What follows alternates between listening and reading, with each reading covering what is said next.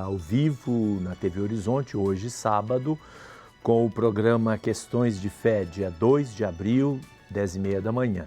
Mas eu quero dar também um bom dia e um grande abraço aos ouvintes da Rádio América, que estão ouvindo este programa domingo às 9 horas da manhã.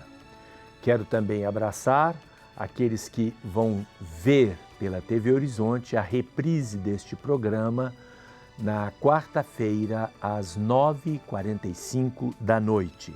E o tema do programa de hoje não poderia deixar de ser sobre a misericórdia divina, porque hoje é o grande amanhã, para quem está vendo o programa sábado, domingo, dia 3 de abril, segundo domingo de Páscoa, é o grande dia de celebrarmos na liturgia e na vida a misericórdia divina, neste ano santo da misericórdia divina. Nós vamos ter, para nos ajudar neste programa, a dupla Paulão e Lu. Eles vão tocar e cantar e assim vão fazer com que este programa fique mais leve. Os que participarem do programa vão receber 2 pessoas, cada uma vai receber uma Bíblia na edição pastoral, 2 livros sobre o Papa Francisco, 3 livros sobre o Ano Santo da Misericórdia, inclusive um livro que foi escrito pelo Cardeal Rumes, arcebispo emérito da Arquidiocese de São Paulo. Tudo isto é cortesia da Livraria Paulus e também um CD e um livro do Paulão e da Lu. Conosco para responder às nossas participações hoje no 5º bloco, nós temos a novidade do jovem que está aqui, um jovem estagiário, o Jader Teófilo, que a partir de hoje, no 5º bloco, vai ler as suas participações. Um bom dia para o Jader. Bom dia, padre. Bom dia a todos que nos assistem. Pois é. E os ouvintes da Rádio América, no domingo, podem ligar para 3469-2505.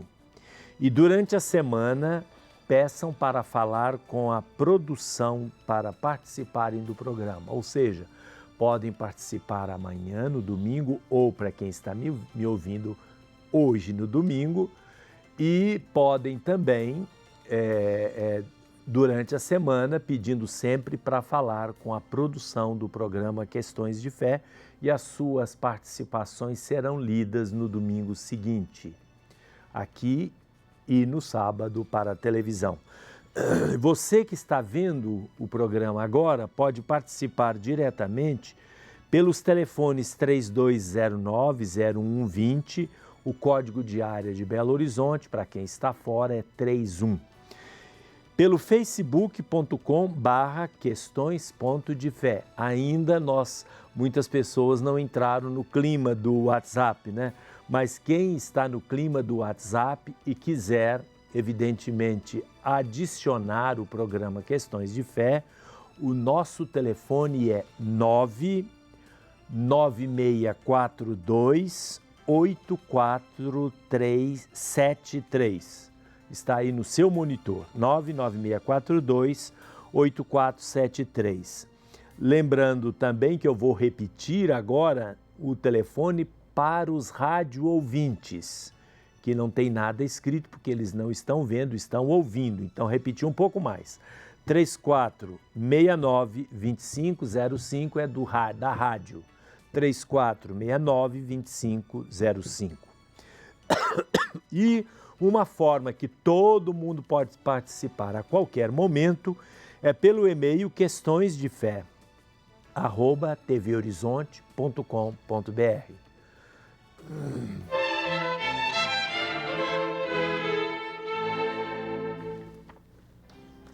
Hoje eu queria me dedicar, genericamente, desculpe que eu estou com um pigarro aqui que não sai. Eu queria me dedicar a refletir um pouco sobre a educação. Em primeiro lugar, nós temos 2 tipos de educação.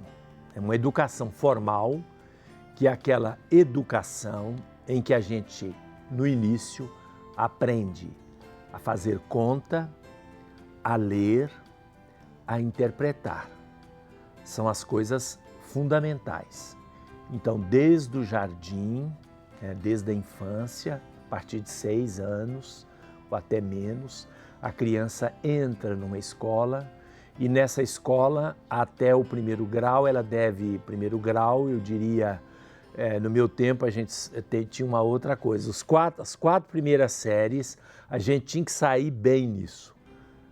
As 4 operações da matemática, somar, multiplicar, dividir e subtrair, tem que também saber subtrair. Essas 4 operações, aprender a ler, que é uma das coisas mais lindas da vida da gente. Eu me lembro disso quando eu aprendi a primeira lição. Paulo tem uma bola, a bola de Paulo é azul. E aí eu aprendi a ler isso e tinha a fotografia do Paulo e a fotografia de uma bola. Naturalmente, alguém vai criticar porque está colocando Paulo e está colocando bola. Não interessa, eu sei que eu adorei e tive um gosto pela leitura que vem até os dias de hoje. Então a gente aprende a ler, mas além de aprender a ler, nós temos que aprender a interpretar aquela leitura, ou seja, perceber o significado daquilo que está escrito. Isto é básico, é fundamental. Não se constrói nada no mundo, em um país, na economia, na política, em qualquer situação, se não houver muitos cidadãos, a maioria, eu diria todos, que possam ter estas habilidades. Mas depois vem mais, vem toda a educação formal, escrever corretamente, aprender a gramática, e assim depois vem a história, a geografia, depois vem as ciências exatas e assim por diante. Essa é a educação formal que depois vai se especializar nos vários ramos técnicos, científicos e assim por diante. É a coisa mais importante do mundo, é a educação. E eu me refiro aqui à educação formal. Mas há também uma educação que nós chamamos integral. A educação integral, parte dela, a maior parte dela é dada pela família. E outra parte por circunstâncias de necessidade. Ela é dada e vivenciada na escola. Você sai de sua casa, a criança sai de sua casa e vai para uma escola onde tem várias outras crianças, vários outros colegas.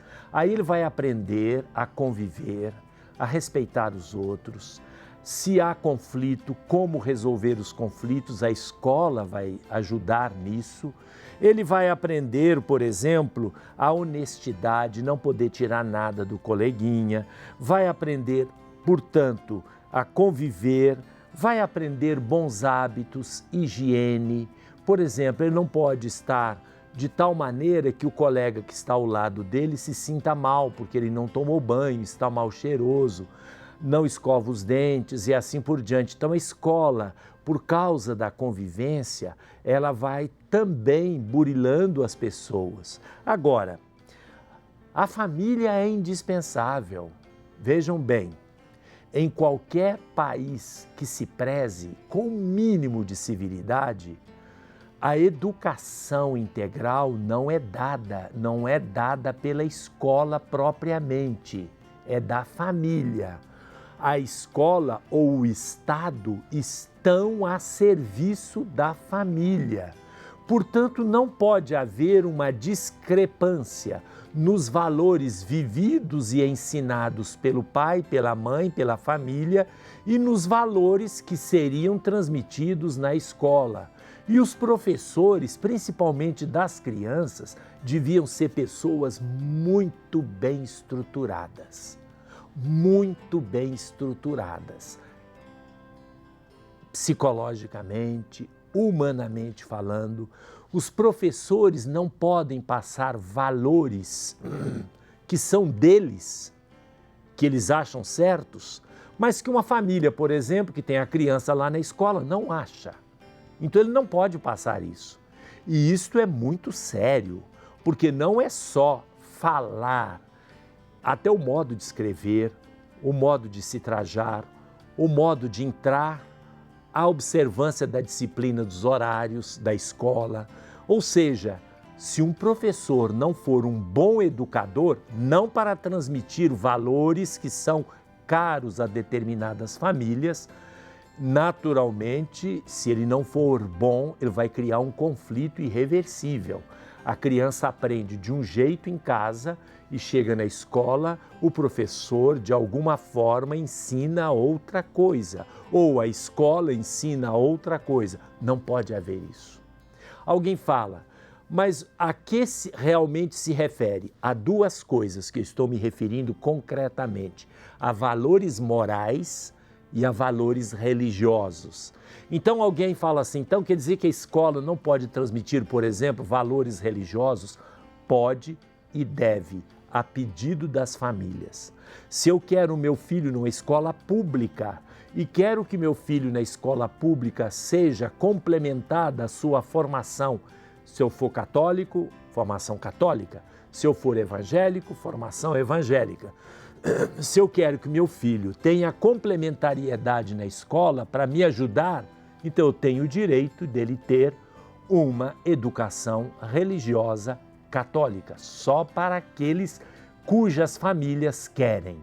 Para aqueles cujas famílias querem educação religiosa evangélica, protestante, a Bíblia, a forma protestante de entender a Escritura, eles terão direito, aquelas crianças, de ter uma formação cristã evangélica na sua escola. E a escola, de acordo com as leis, deveria fornecer isso. Eu me refiro não ao Brasil, porque eu não estou muito por dentro, parece que o Brasil resolveu de outra forma.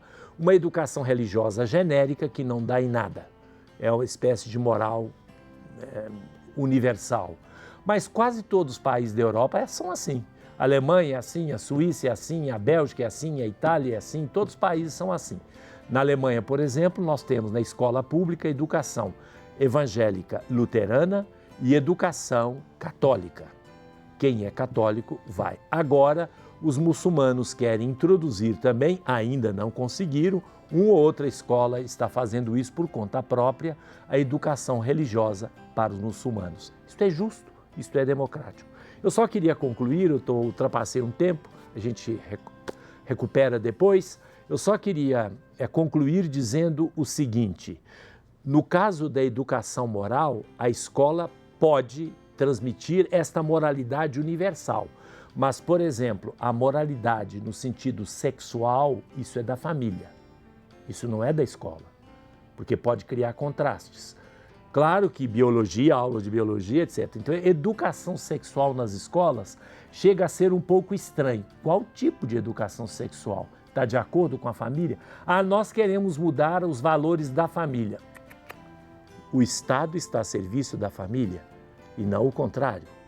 E terminando, quando se trata, por exemplo, desta educação moral, alguém pode dizer, mas a própria família pode ter visões religiosas ou morais diferentes. É um problema da família que ela tem que resolver. Por isso que acho que deve se dificultar muito casamentos onde as pessoas têm percepções de vida muito diferentes entre marido e mulher.